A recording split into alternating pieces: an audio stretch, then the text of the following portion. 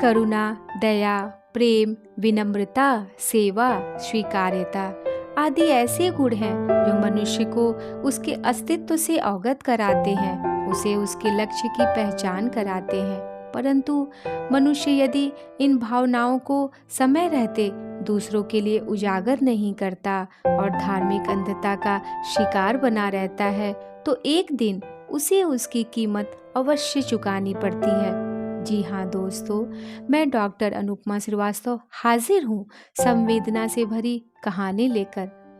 हम इंसान और जानवर में कितना फर्क है, फिर भी इस जीवन की तपती धूप में मनुष्य अपने झूठे पाखंड को आधार बनाकर ईश्वर की प्राप्ति करना चाहता है, जबकि सच तो यह है कि वह अदृश्य सत्ता प्रत्येक कण के साथ एक समान रूप से जुड़ी होती है।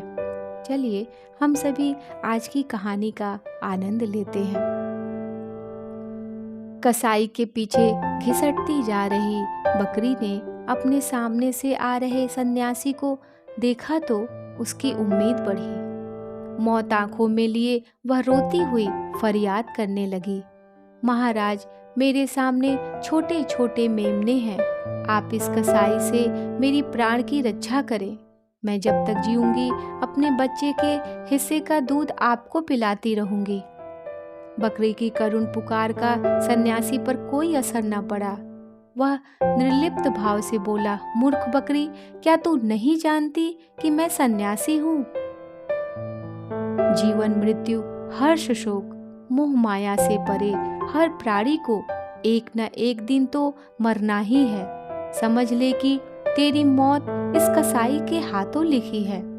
यदि यह पाप करेगा तो ईश्वर उसे भी दंडित करेगा। मेरे बिना मेरे मेमने जीते जी मर जाएंगे। बकरी यह कहकर और जोर जोर से रोने लगी।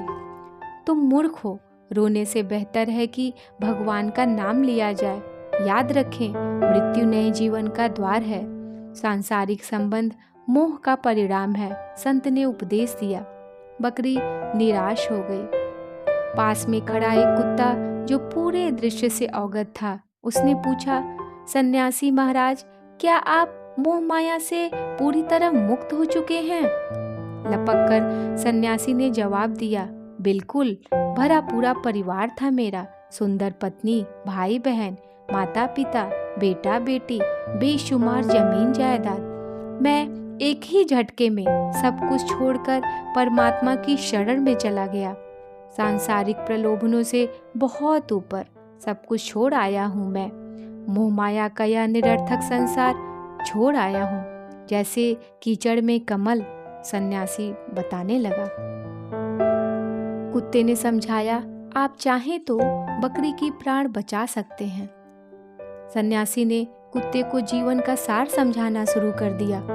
मौत तो निश्चित ही है, आज नहीं तो कल हर प्राणी को मरना है। इसकी चिंता में व्यर्थ स्वयं को कष्ट देता है जीव। सन्यासी को लग रहा था कि वह उसे संसार के मोह माया से मुक्त कर रहा है। अभी सन्यासी अपना ज्ञान बता ही रहा था कि तभी सामने एक काला भुजंग नाग फन फैलाए दिखाई पड़ा। वह सन्यासी पर न जाने क्यों कुपित था, मानो ठान रखा हो कि आज तो उसे डसेगा ही। सांप को देखकर सन्यासी के पसीने छूटने लगे। मोह मुक्ति का प्रवचन देने वाले सन्यासी ने कुत्ते की ओर मदद के लिए देखा। कुत्ते की हंसी छूट गई। सन्यासी जी, मृत्यु तो नए जीवन का द्वार है, उसको एक न एक दिन तो आना ही है, फिर चिंता क्या? कुत्ते ने सन्यासी के वचन दोहरा दिए। इस नाग से मुझे बचाओ। अपना ही उपदेश भूलकर सन्यासी गिड़गिड़ाने लगा, मगर कुत्ते ने उसकी ओर ध्यान न दिया।